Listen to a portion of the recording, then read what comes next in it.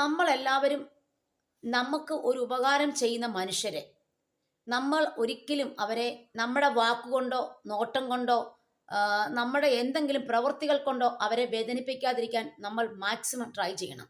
In case നമുക്കൊരു വേദന വന്നാൽ തന്നെ നമ്മൾ എന്ത് ചെയ്യണം? ഒരിക്കലും നമ്മൾ അവരെ വേദനിപ്പിക്കാൻ പോകരുത്. അത് അങ്ങനെ വേദനിപ്പിച്ച് കഴിഞ്ഞാൽ നമുക്കൊരിക്കലും ഒരു ഗുണമുണ്ടാകില്ല എന്ന് തന്നെ പറയേണ്ടിയിരിക്കുന്നു. കാരണം നമുക്ക് വേണ്ടിയാണ് അവരത്രയും ഹാർഡ് വർക്ക് ചെയ്ത്, നമുക്ക് വേണ്ടിയാണ് അവരത്രയും കഷ്ടപ്പെട്ടതെന്ന് നമ്മൾ ആദ്യം മനസ്സിലാക്കുക. അല്ലാതെ നമ്മൾ ചുമ്മാ അവർ ചെയ്ത നന്മകളൊന്നും കാണാതെ അവരെ നമ്മളിട്ട് കുറേ ഇട്ട് റോസ്റ്റ് ചെയ്യുന്നതുകൊണ്ട് വല്ല ഉപകാരമുണ്ടോ? ഞാനിപ്പോൾ പറഞ്ഞു വന്നത് നമ്മുടെ രേണു സുധിയെക്കുറിച്ച് തന്നെയാണ്. എനിക്ക് അവരെക്കുറിച്ച് പറയാൻ ഇനിയും 100 വാക്കുകളൊന്നുമില്ല. പക്ഷേ ഞാനൊരു ചെറിയ കാര്യം പറയാം.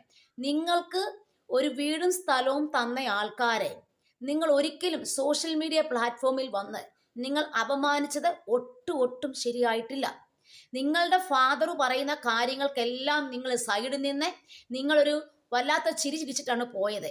മറ്റുള്ളവരെ നിങ്ങൾ അപമാനിച്ചു വിട്ടു. അതാണ് പ്രേക്ഷകരായ ഞങ്ങൾക്കിപ്പോൾ തോന്നിയത്. ഇത് പറയാതിരിക്കാൻ വയ്യ. അതുകൊണ്ട് ഞാൻ ഈ വാക്കുകൾ ഒതുക്കുകയാണ്. ഇത്രയും ഒന്ന് പറഞ്ഞില്ലെങ്കിൽ നമ്മളൊന്നും മനുഷ്യരല്ല എന്ന് നമുക്ക് പറയേണ്ടി വരും.